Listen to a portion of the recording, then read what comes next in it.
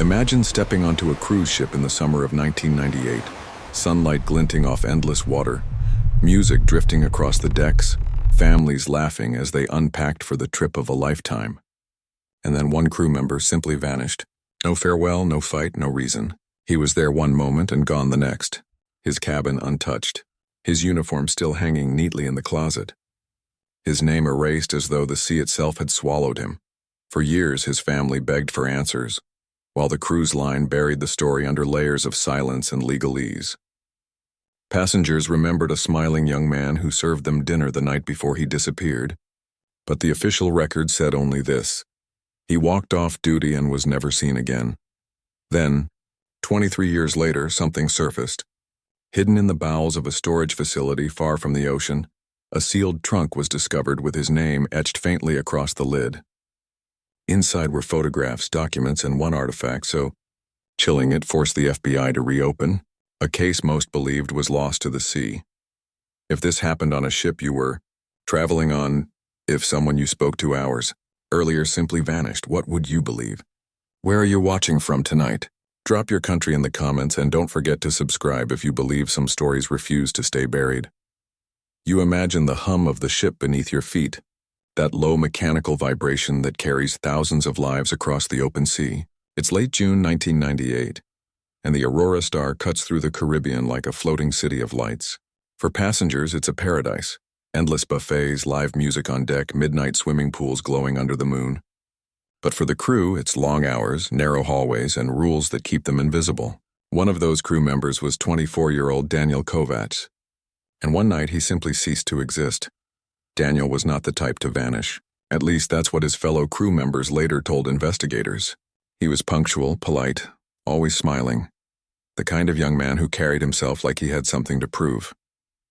He'd grown up in Cleveland, the son of Hungarian immigrants who believed in hard work and sacrifice. His father had been a machinist, his mother a nurse. Daniel had joined the cruise line after college, chasing adventure, sending postcards home with the kind of optimism only youth can afford. On board, he worked in the dining hall, carrying trays of lobster and champagne, memorizing orders for families who would never remember his name. But Daniel remembered theirs. He had a way of locking small details in his mind. Who liked extra butter, who preferred their steak rare. Guests adored him. The polite one with the accent, they'd say, tipping a few extra dollars before disappearing back into the glittering noise of the ship. On the night of June 12th, Daniel was last seen leaving the staff dining area at 11:48 p.m. The surveillance camera at the end of the hall caught him stepping into the crew quarters. He wore his uniform pants but not his vest, a white shirt unbuttoned at the collar, hair damp from the heat of the kitchen. He looked tired but not unusual. In his hand was a small notebook he carried everywhere, a habit from his college days. That was the last confirmed image of him alive. By morning, his bunk was empty. His shoes were neatly placed beside his bed. His wallet remained in the locker, cash still folded in. His ID badge, the keycard required to move between passenger and crew sections, lay on the desk. Nothing suggested he had planned to leave. Nothing suggested he had taken a step off the ship at all. And yet, when roll call came, Daniel was gone. At first, his absence caused little alarm. Crew members sometimes fell asleep in the lounge or swapped bunks without logging it, but by noon whispers spread. Supervisors searched the hallways, the kitchens, the storage rooms. By evening, the ship's captain ordered a full sweep. Every deck was searched, every lifeboat checked. The sea was calm, the sky clear. If Daniel had gone overboard, someone should have heard the splash, seen the ripple. But there was nothing. The ship carried on as though the ocean had swallowed him whole without a sound. Passengers later recalled subtle signs: an empty tray left in the corridor, an unfinished stack of plates in the galley, but no one noticed at the time. That's how vanishings work. They are invisible until the absence becomes too heavy to ignore. The cruise line filed the report quietly. Crew member unaccounted for, presumed lost at sea. There were no headlines, no public appeals. A man had vanished in the middle of the Caribbean and the world barely blinked, but Daniel's parents did. His mother, Eva, called the cruise company every day demanding answers. His father, stoic and weary, drove to the port in Miami pleading for access to the ship when it returned. They were denied. Privacy policies. Liability clauses. Legalese designed to suffocate grief. The family pressed the Coast Guard, but no search was ever launched. Too much time had passed, officials said. Too much ocean to cover. What lingers even now are the details the cruise line never shared. Witnesses who remembered Daniel writing furiously in his notebook that final week, as though he was documenting something. Crew members who recalled hearing arguments behind closed doors, voices low, then suddenly silenced when anyone walked by. A passenger who claimed she saw Daniel on the upper deck at 2 a.m., long after his shift ended, speaking to a man in a dark jacket she didn't recognize. But none of that made it into the official record. And here's where the story twists. Because 23 years later in 2021, that notebook resurfaced. Found not at sea, not in Miami, but in a locked trunk inside a storage facility outside Baltimore. The trunk was labeled with Daniel's name, written in faded black marker, though his family swore they had never owned it. Inside were photographs, receipts, and documents that didn't belong on any cruise ship. And at the bottom, pressed between the pages of the notebook, was a single Polaroid. It showed Daniel, or at least someone who looked like him. He was standing in a room too narrow to be a cabin, fluorescent light glaring above, his uniform collar undone. His expression wasn't the polite smile passengers remembered. It was fear. And behind him, blurred but visible, was a figure in a baseball cap watching. If that Polaroid was real, it meant Daniel didn't vanish into the ocean. He was taken. And if he was taken, by whom? The trunk had been locked for 2 decades, untouched. The rent paid every month in cash by someone no one at the facility could identify. The FBI reopened the case, drawn less by the disappearance itself than by what else lay in the trunk. Documents tied to other vanishings at sea, names that stretched back to the late 80s, families who had been told their loved ones drowned, receipts, boarding passes, employment records, all signed, all stamped, but some dated years after the supposed disappearances. And one name appeared over and over again, in handwriting that didn't match Daniel's. You picture that Polaroid, the blur behind him, the shadow too deliberate to be a trick of light. The same name scrawled on receipts connected to vanishings across oceans. And suddenly Daniel's story doesn't feel isolated. It feels like the first page of a much larger book. But wait, because this is only the beginning.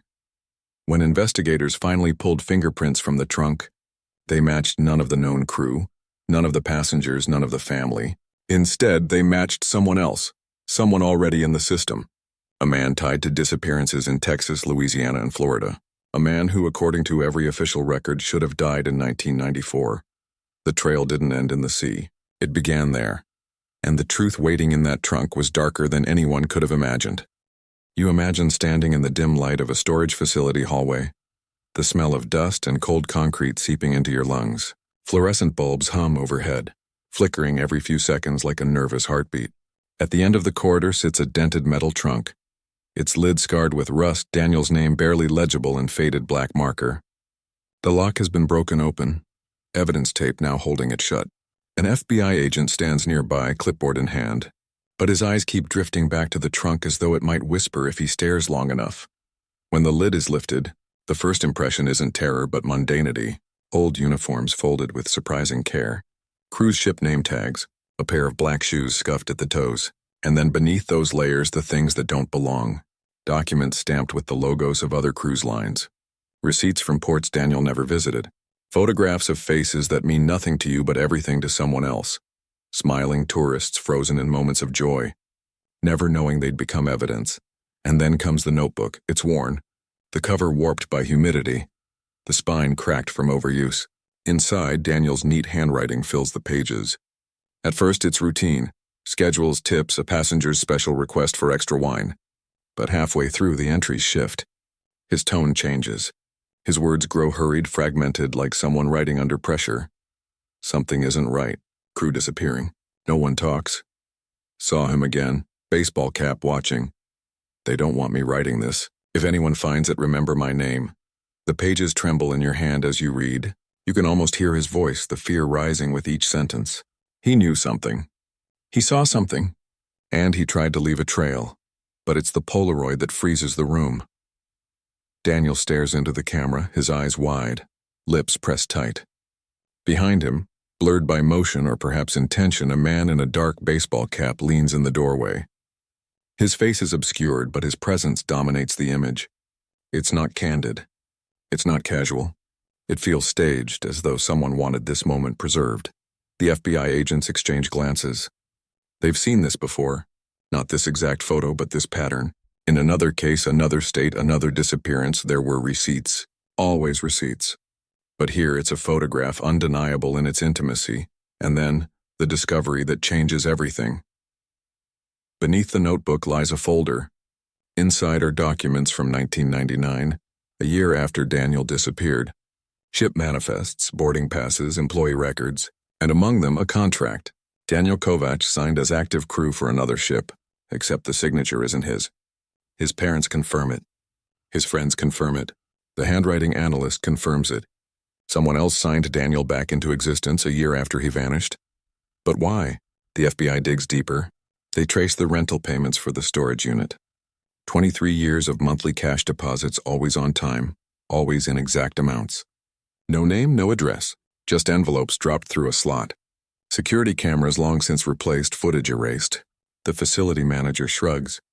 It's just storage, he says. People keep secrets in boxes. I don't ask questions. But the receipts tell a different story. A boarding pass dated 2003. Passenger name, L. Halverson. A receipt from a motel in Texas, 1997, signed by D. Kovacs. A gas station slip from Louisiana, 96, scrawled with the name E. McCaffrey. Different places, different years, but all tied by the same handwriting. The same blurred figure in the background of photographs. The man in the cap. You feel the chill as the realization takes hold. This trunk isn't just Daniel's grave. It's a library. A record of vanishing stitched together by paper and ink. A pattern spanning decades. And yet the most haunting artifact is found tucked in the back, slipped between loose pages of the notebook. A single sheet of lined paper, folded twice, words written in haste. If you're reading this, they already know. The sea doesn't take us, he does. Tell my mother I tried. Your throat tightens as you imagine Daniel scribbling those words, the pen shaking in his hand, knowing every second counted. He wasn't lost to the waves. He was erased. The FBI seals the trunk, tagging each item, logging each photograph. But one agent, a woman named Detective Claire Whitfield, lingers longer than the others. She's been here before, different cases, different names, but the same silence. She runs her gloved fingers across the faded marker of Daniel's name, tracing it like a wound. And then her phone buzzes. A text message. No caller ID, just 4 words. Stop digging. He watches. She freezes, the glow of the screen casting shadows across her face. The agents around her continue packing evidence unaware. Outside, the storage facility hums with normal life. Truck doors slamming, forklifts beeping. But somewhere beyond those walls, someone knows. Someone is watching. And as Claire locks her eyes on the trunk once more, she realizes something chilling. This wasn't a discovery. It was a delivery. Someone wanted the trunk found. Someone wanted this story reopened, but why now? Why after 23 years? You picture Daniel's last words, the notebook trembling with fear. You picture the Polaroid, the blur of the cap in the background, and you understand the truth. This isn't just about one missing crew member. It's about an author writing stories with other people's lives, reshaping them until the world forgets the originals ever existed. And if someone is still paying for that trunk, still sending warnings, it means the author is still alive. The chapter closes not with silence, but with a sound. Claire steps into the parking lot, the evening sun bleeding red across the horizon. She feels it before she sees it, eyes watching from the far corner of the lot. A man leans against a sedan, baseball cap low over his face, hands in his pockets. For a heartbeat, she swears it's the same man from the Polaroid, aged but unmistakable. When she blinks, he's gone. The lot is empty. But on her windshield, tucked under the wiper, flutters a receipt. Date, June 12, 1998. Time, 11:48 p.m. Location, onboard Aurora Star. Signature, Daniel Kovacs, the exact minute Daniel was last seen alive. You imagine yourself back on the Aurora Star, that glittering cruise ship that once seemed so untouchable. The engines hum beneath your feet. The sea stretches endless on every side, and you walk the same corridors Daniel once did. Now with the FBI reopening the case, those hallways are no longer vacation memories. They're crime scenes. Detective Claire Whitfield boards the ship in 2021, her badge heavy against her chest as if it carries 2 decades of silence. The Aurora Star is still in service, refurbished and modernized, but its bones remain the same. The crew quarters smell faintly of bleach and salt. The narrow bed stacked 3 high. Claire pauses outside cabin C12, Daniel's last known bunk. The door creaks open, revealing a room too ordinary to hold so much grief. A small desk, a metal locker, fluorescent light that buzzes overhead. But she knows this is where he vanished. The captain is polite but guarded. We've had thousands of crew members since then, he says. One missing man doesn't define us. Claire's gaze sharpens. She's heard it before. Institutions protecting themselves, not the truth. But she isn't here for corporate reassurance. She's here for the shadows Daniel left behind. She begins retracing his final hours. The kitchen staff recall the same story told for years. Daniel finished his shift, laughed with a fellow waiter, walked down the hallway, then gone. But one man, a retired cook now brought back for questioning, remembers something different. He leans closer, voice dropping to a whisper. I saw him talking to a passenger. Not crew, a man in a cap. He wasn't on the manifest. The words hit like a hammer. A man in a cap again. It's a pattern Claire can't ignore. From the Red Oak Motel in Texas to the Halverson family's receipt, from Daniel's Polaroid to the trunk's contents, the shadow repeats itself. Always there, always blurred, always unnamed. She asked to see archived footage, but the cruise line insists it was erased years ago. Routine deletion, they claim. Yet in a dusty cabinet beneath the ship's security office, Claire finds something the company overlooked. A box of VHS tapes, labels smudged, some dated 1998. Her pulse quickens as she loads one into an old player. The grainy footage flickers to life. Crew members moving down corridors. Passengers laughing by the pool. Static crackles. And then Daniel, clear as day, walking briskly, his notebook in hand. He pauses at a doorway, glances back over his shoulder. And there, just for a second, the blur of a figure in a baseball cap follows behind. The tape cuts to static. Claire exhales sharply. Evidence. Proof. But when she rewinds, the moment is gone. Replaced by static, as though the tape itself resisted revealing too much. Her hands tremble as she pulls it free, sliding it into an evidence bag. Someone had tampered with this years ago, long before she arrived. Someone wanted the trail to remain broken. Later that night, she stands alone on the ship's upper deck. The ocean is endless, black waves swallowing the horizon. She imagines Daniel standing here too, notebook clutched in his hand, eyes darting over his shoulder. What did he see? What did he write that made someone want him erased? You picture yourself in his place, young, eager, far from home, suddenly realizing the ship you trusted is no sanctuary. The walls close in, the water offers no escape, and every corridor seems to echo with footsteps that aren't yours. Claire grips the railing, her breath visible in the cool night air. Then she notices something out of place. Tucked between the bars of the railing, almost invisible, a folded piece of paper. She pulls it free carefully. The edges are weathered, the ink faded, but the words are clear enough. Not lost, taken. Her heart pounds. This isn't just old evidence. This was placed here now. Someone is still on this ship. She spins, scanning the deck. Families laugh near the pool. Children run past with dripping towels, couples toast champagne beneath the stars. Normalcy hums all around her. But she feels it, the weight of unseen eyes. Somewhere in the crowd, someone is watching her. And then, from the corner of her vision, she sees him. A tall man in a dark jacket, baseball cap pulled low, leaning casually against the stairwell. He doesn't move, doesn't speak, just watches. Claire's pulse races as she takes a step toward him, but before she can close the distance, a group of passengers pass between them. When they clear, the stairwell is empty. She searches, weaving through the crowd, but he's gone. Only the folded note in her hand proves he was ever there. Back in her cabin, she locks the door, sliding the paper beneath her notebook.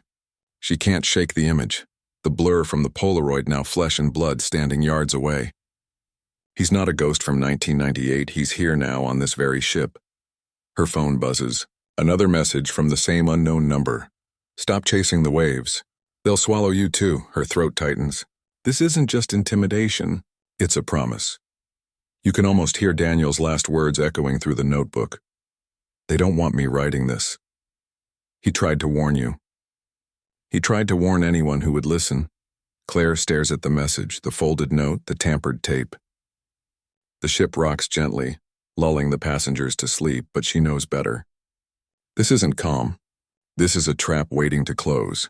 And as she kills the cabin light, sitting in the dark with only the ocean's endless whisper, one thought coils tighter than all the rest. If he's still here, still watching, then maybe Daniel never left this ship at all. You imagine the ship's ballroom, chandeliers swaying slightly with the rhythm of the sea, polished floors gleaming beneath the weight of hundreds of footsteps. Passengers laugh, glasses clink, music swells, a veneer of joy masking a story that has been rotting beneath the surface for more than 2 decades.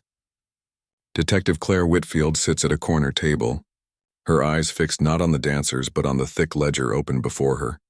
It's the passenger manifest from June 1998, retrieved reluctantly from the ship's archives after hours of pressure.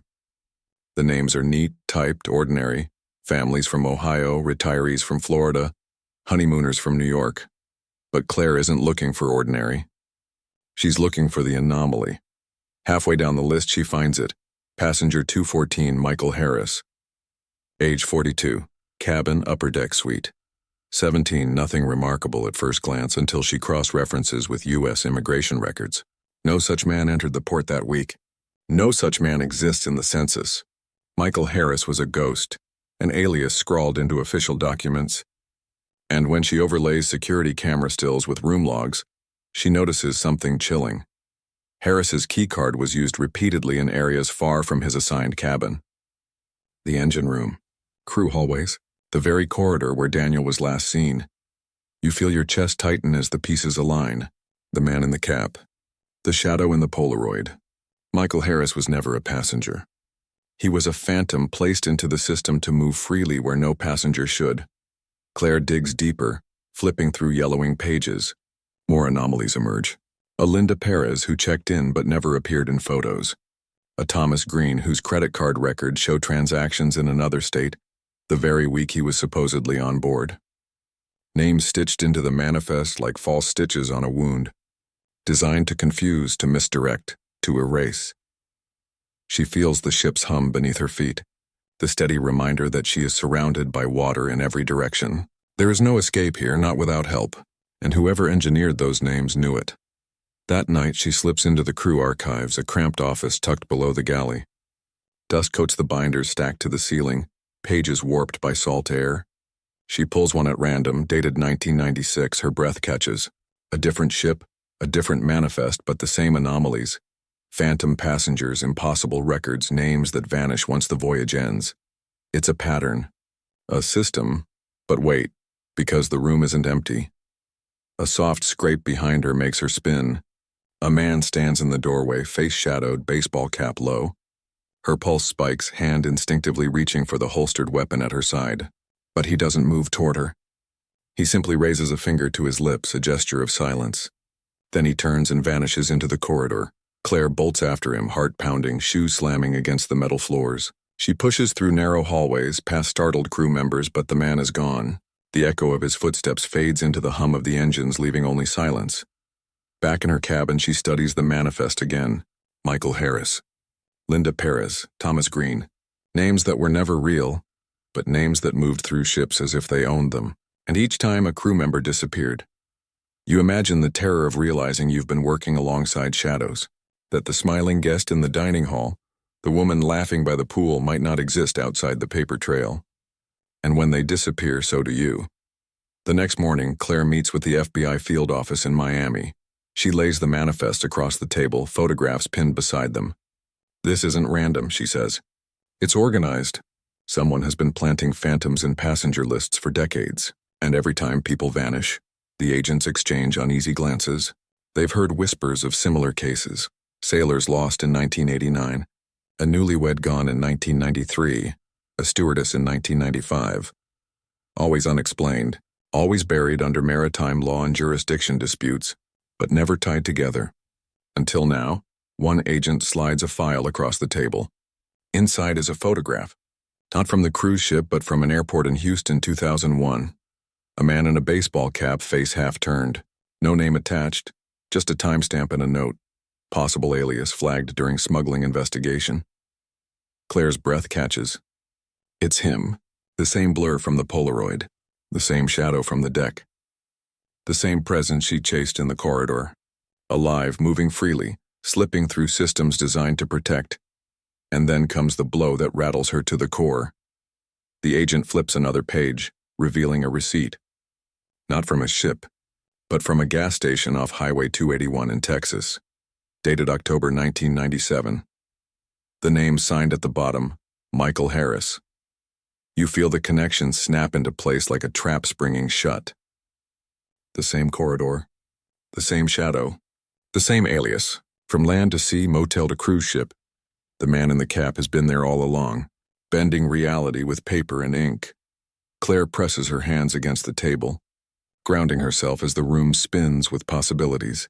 If he's alive, she says slowly, then Daniel might be too. But even as the words leave her lips, a shiver crawls down her spine. Because for every name resurfaced, for every false passenger uncovered, there are dozens more lost to silence. Families erased, stories rewritten, graves dug deep beneath the ocean's surface. That night, back in her hotel, Claire finds another envelope slipped under the door. No return address, no handwriting. Inside is a single Polaroid. It shows the ballroom of the Aurora Star. The same chandeliers, the same polished floor. And in the crowd of passengers, smiling and unaware, stands Daniel Kovacs, older, alive, and staring directly into the camera. You imagine holding the Polaroid in your hand, its glossy surface still faintly smelling of chemicals, the image seared into your mind. Daniel Kovacs, the young man declared lost to the sea in 1998, now older, standing in the ballroom of the Aurora Star as if no time had passed. The chandeliers glow above him, couples whirl past, children laugh, and there he is, his gaze locked directly into the lens. Into you.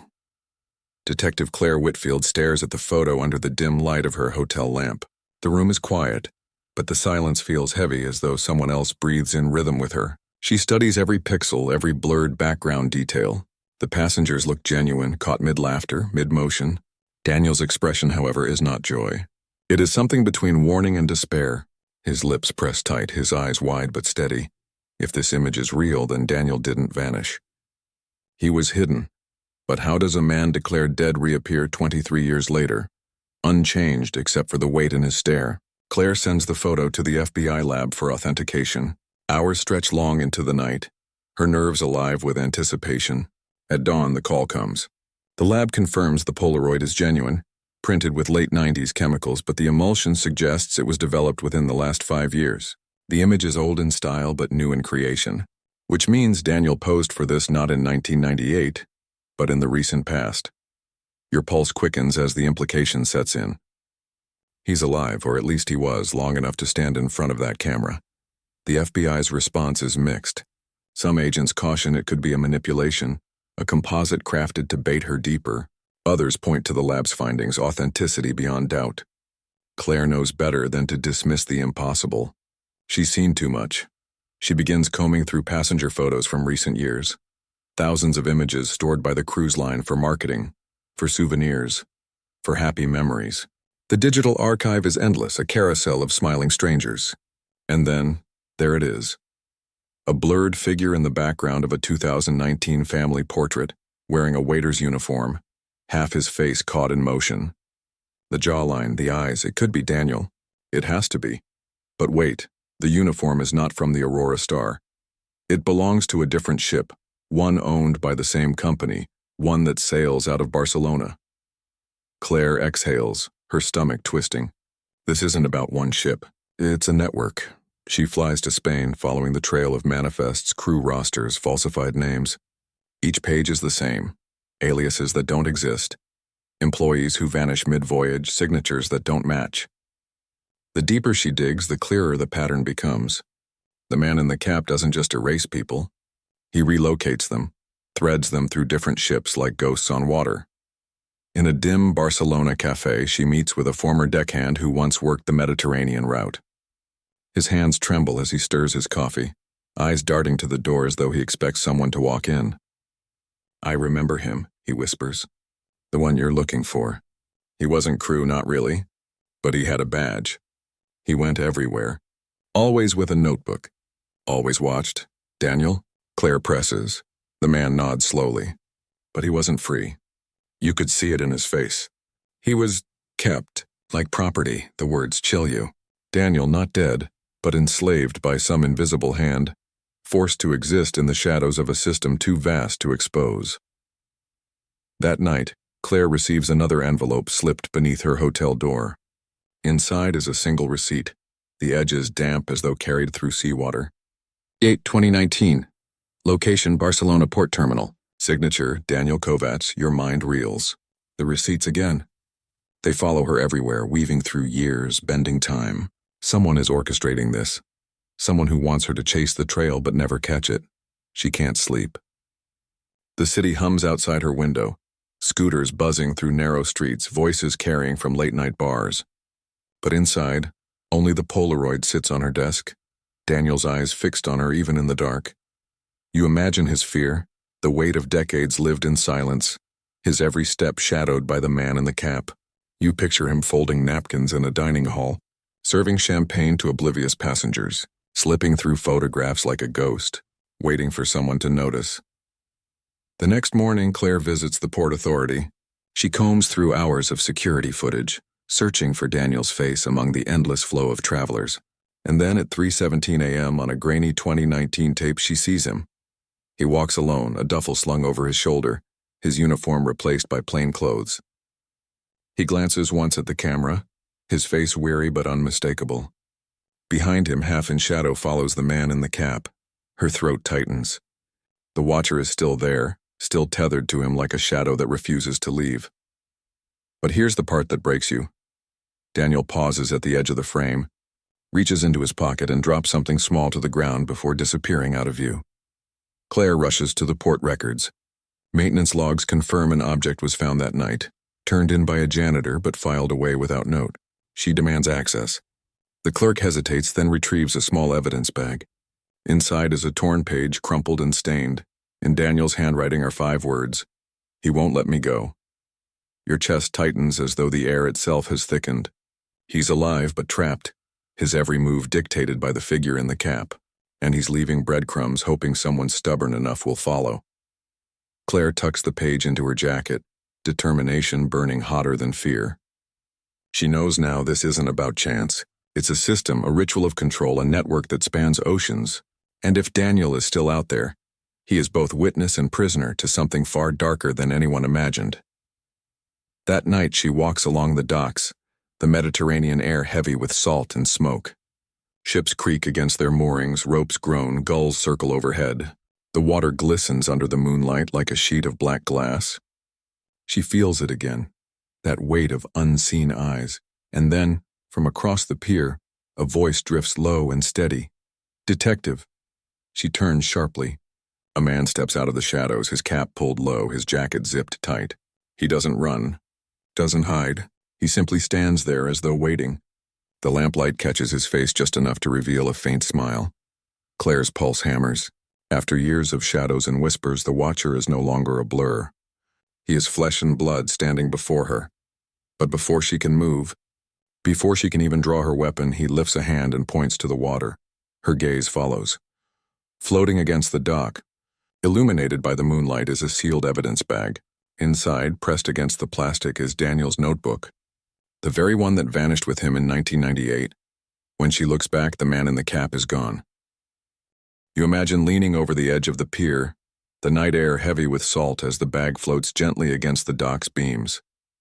Inside, Daniel's notebook stares back at you like a ghost resurfaced after 23 years. The FBI agents hurry to secure it, gloves snapping, flashlights bouncing across the dark water. The evidence is sealed, logged, placed reverently into a case file. But you can't shake the feeling that it wasn't found. It was delivered.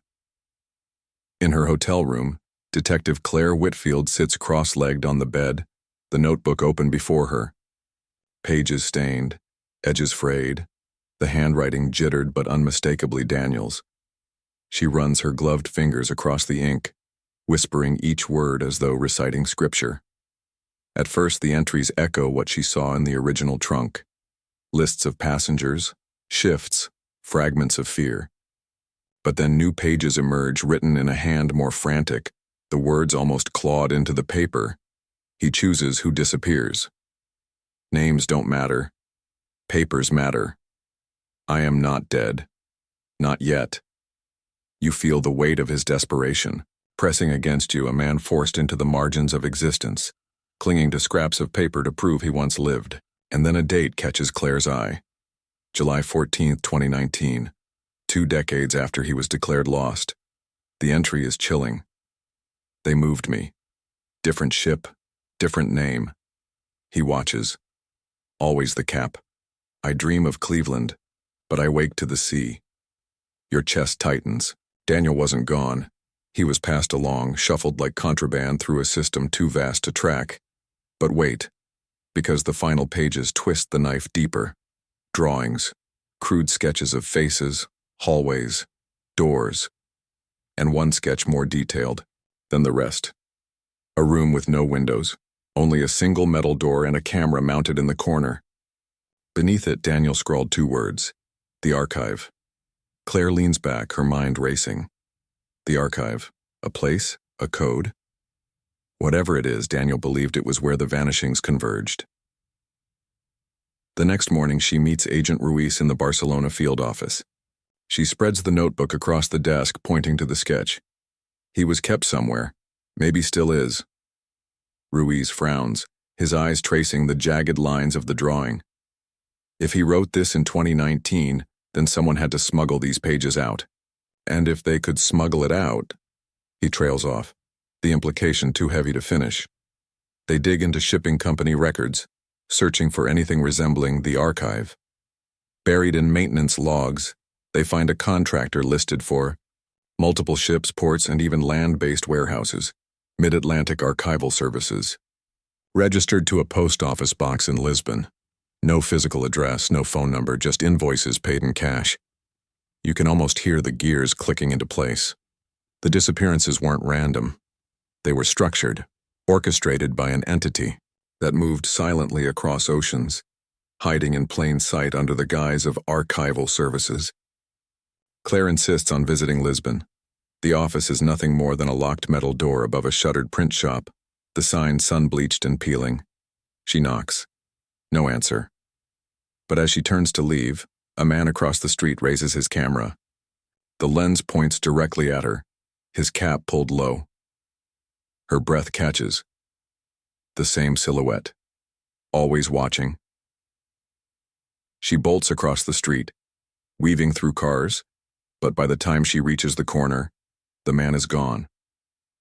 In his place lies a single photograph taped to a lamppost.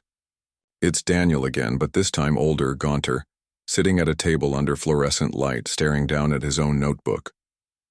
Written across the bottom in red ink are the words, "The archive is not a place. It is everywhere." The photograph chills her to the bone. That night back at her hotel, Claire spreads every receipt, every Polaroid, every notebook page across the bed. The threads are endless.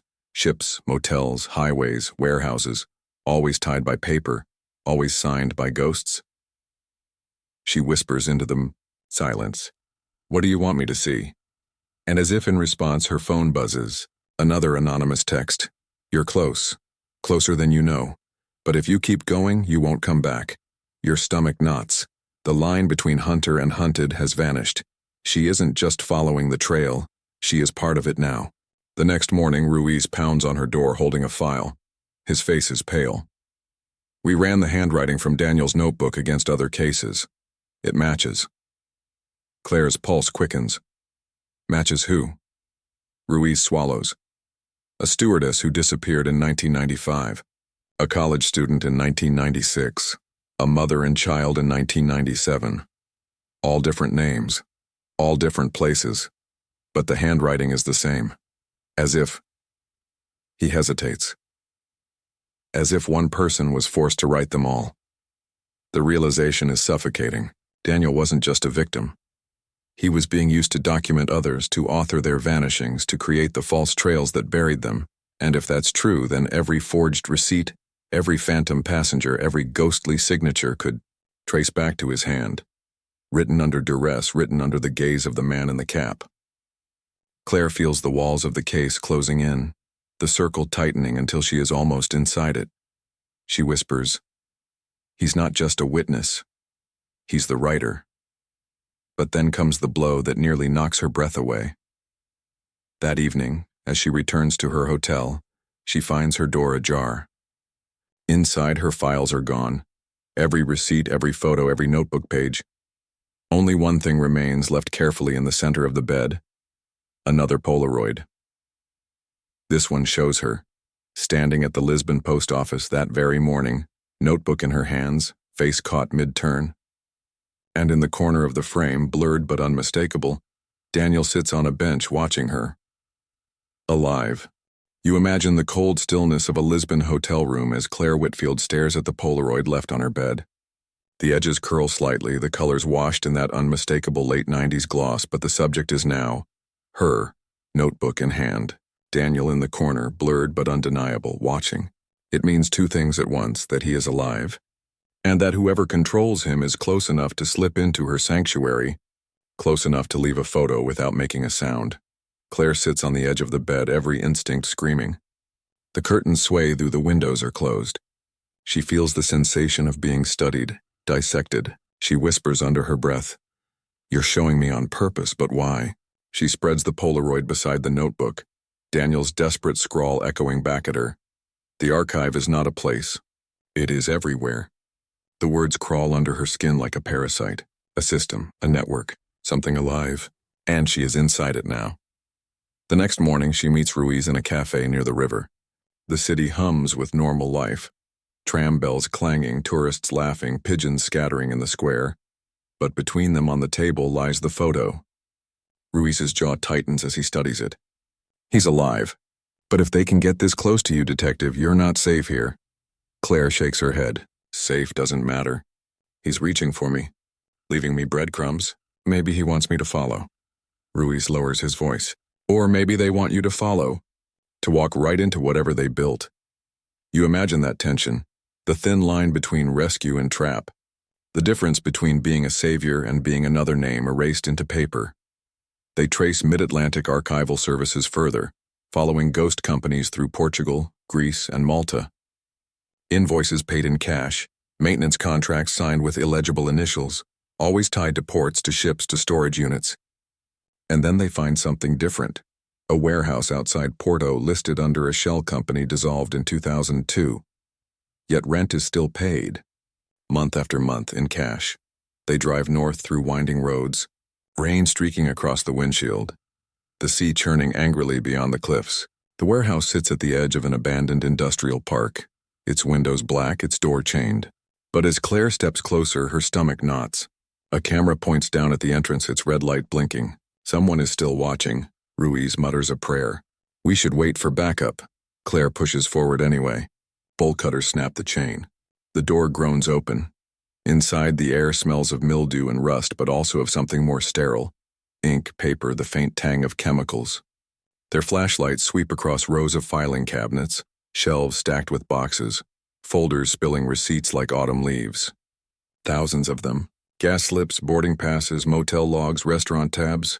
Every kind of paper trail a life might leave, replicated, falsified, filed away. You feel your chest tighten. The archive. Not a myth. Not just a word in a notebook. Real. Alive. Claire pulls a folder at random. Inside are copies of receipts tied to a family lost in 1993. Another folder. A mother and child vanished in 1997. Another, Daniel himself, with multiple versions of his signature on slips from places he never set foot. The system is clear now. Vanishings rewritten, proof manufactured, reality bent into paper. Ruiz whispers, it's not just covering tracks. It's rewriting history. And then they hear it. Footsteps. Slow, deliberate, echoing through the cavernous space. Claire kills her flashlight, pulling Ruiz into the shadows. Between the filing cabinets, a tall figure moves, his cap low, a folder in his hand. He doesn't rush. He doesn't hide. He moves with the certainty of someone who knows he owns this place. The man in the cap. Claire's heart hammers as she raises her phone, snapping a photo through the gloom. The flash betrays her. The man freezes. For a long moment, the warehouse holds its breath. Then he turns his head.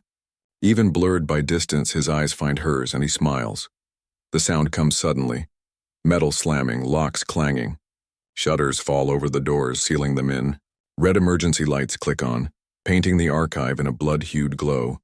The filing cabinets seem to pulse under the crimson glare, papers fluttering as though alive.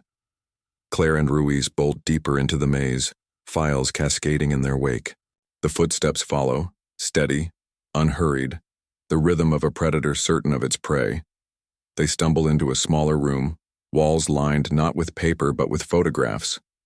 Hundreds of Polaroids pinned side by side, overlapping in grotesque collage. Families frozen mid-smile, children at amusement parks, couples at train stations, all of them circled in red ink. And at the center of the wall, Daniel. Again and again. Different ships, different years. Always older. Always watched, Ruiz whispers, horrified. It's a ledger of lives. Claire steps closer. One Polaroid stops her cold. It's not Daniel. It's her. Taken at the very cafe where she and Ruiz sat this morning. The implication is brutal. This isn't just evidence of past victims. It's a living archive updated in real time, and she is already part of it. The footsteps draw nearer. A shadow lengthens across the wall of photographs. Claire pulls her weapon, Ruiz beside her. The man in the cap steps into the doorway, calm, collected, his face still in shadow. You're already written in, he says softly. And before Claire can react, the lights cut out, plunging the archive into total darkness. You imagine standing inside cabin 47, the Polaroid trembling in your hand. Daniel is bound to a chair, his eyes sunken but still alive. The man in the cap looming behind him like a shadow made flesh. The photograph feels heavier than paper. It feels like a threat, a declaration. Detective Claire Whitfield scans the room. Nothing but stale air, the faint hum of the ship's engines, and the single photo left on the bed. Whoever planted it had been here moments before. Whoever took it wanted her to see it. And whoever holds Daniel still controls the narrative.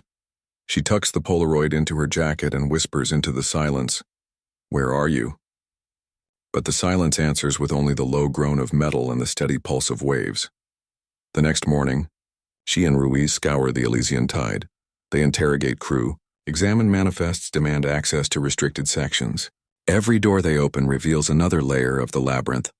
Storerooms filled with boxes of archival records, each one containing receipts, photos, slips of paper bearing names of people who no longer exist in the system. You feel the dread mounting as Claire realizes what the archive truly is. It isn't one room. It isn't one building. It's everywhere. Every ship, every motel, every corridor of forgotten files. A decentralized graveyard of paper designed to outlast memory.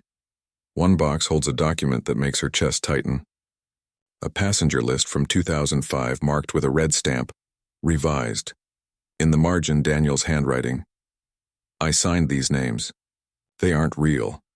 Another folder contains photographs of families smiling on deck, but when cross-referenced with immigration logs, those families never existed. Fabricated faces, printed smiles, passengers created to bury the ones who vanished. You imagine the horror of realizing an entire history has been rewritten, falsified so completely that truth itself is suffocating under the weight of forgeries. But then, buried in the bottom of one box, Claire finds something worse. A VHS tape dated 2019. She loads it into an old player in the security office. The screen flickers to life. Daniel, older, thinner, sitting at a table in a bare room. His wrists are bound. He stares into the camera, eyes wide with exhaustion. His voice cracks as he whispers, "My name is Daniel Kovac. I was taken in 1998. I don't know where I am. I only know that he makes me write. If you're seeing this, he's still watching. He never leaves. Please, don't stop looking for us." Her breath catches as the screen goes black. The room is silent except for Ruiz muttering a prayer under his breath. But Claire's hands shake not from fear but from rage. Daniel is alive, and he's begging to be found. That night she walks the decks alone, the sea stretching endless and merciless around her. She can feel it again, the weight of eyes on her back. She spins, heart hammering, nothing. Only shadows. Until a voice drifts from the darkness. "Detective." The man in the cap steps into the lamplight, his face still obscured. He doesn't run. Doesn't hide. He simply holds out a Polaroid, fresh, the chemicals still wet. She takes it with trembling hands. It's Daniel again, still bound. But this time his mouth is open, as if shouting. And scrawled across the bottom in jagged ink, "Don't trust her." Her pulse spikes. Don't trust who? The FBI, Ruiz? The company, herself? She looks up, but the man is gone, swallowed by the night. Only the Polaroid remains, a puzzle with too many missing pieces. Back in her cabin, she pins the new photo beside the notebook. The receipts, the evidence spread like a spiderweb across the walls. The pattern is undeniable. The archive isn't just documentation, it's manipulation. The story changes depending on who holds the pen, who controls the receipts, and Daniel might not be leaving pure truths. He might be forced to write lies. You imagine the terror of not knowing whether the man begging for help is also the man fabricating the trail. Is he prisoner, accomplice, or both? The next morning, Claire wakes to the sound of her phone buzzing. A new text from the unknown number. Doc 9, midnight. Come alone. She knows it's a trap. She knows it could be her end. But she also knows she has no choice. At midnight, she slips through the fog-draped port, every sound amplified. The screech of gulls, the creak of ropes, the lapping of waves against the hull. Dock 9 looms ahead, shadowed, silent. A single crate sits on the pier. On top of it, another notebook. She opens it under the dim lamplight. The handwriting is Daniel's. The first page reads, "If you've come this far, you already know." The archive is not meant to be solved. It's meant to be endless. Her breath quickens as she flips through page after page of names, dates, receipts. Some she recognizes, others she doesn't. Hundreds of them. Thousands. But the final page stops her cold. A single sentence, written in hurried strokes. "Detective Whitfield, your name is next." You can almost feel the cold air wrap around you. The certainty that the hunter has become the hunted. That the archive has claimed her as part of its story. She looks around, heart pounding. The dock is empty. No footsteps. No shadows. Just the endless water whispering against the pier. But deep down she knows she isn't alone. The notebook shakes in her hands, the ink still wet on the last page. Someone wrote it tonight. Someone close enough to know where she would be. And as she stares into the fog, swallowing the horizon, one question lingers like a blade at her throat. Did Daniel write that warning, or did the author? If Daniel Kovacs truly survived, was he leaving breadcrumbs to be rescued? Or was he rewriting the story under someone else's control? Was he a prisoner? Or part of the archive itself? Mandatory slogan. Some stories were never meant to stay buried. Don't let them vanish, keep them alive with us.